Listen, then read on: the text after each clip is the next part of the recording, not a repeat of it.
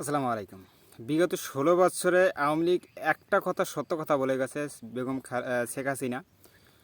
শেখ হাসিনার বিগত ১৬ বছরের একটা সত্য কথা আমি বলি, সেটা বলতো যে এই দেশ বিএনপির কাছে নিরাপদ নয়। এটা একদম চূড়ান্ত সত্য কথা।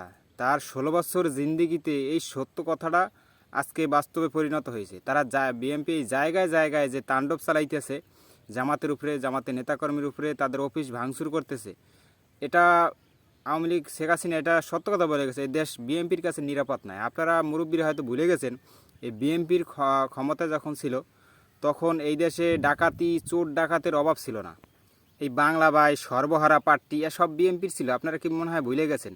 সেই বাংলা ভাইকেও কিন্তু আবার জায়গায় তোলার জন্য এই বিএনপি জায়গায় জায়গায় তাণ্ডব চালাইতেছে।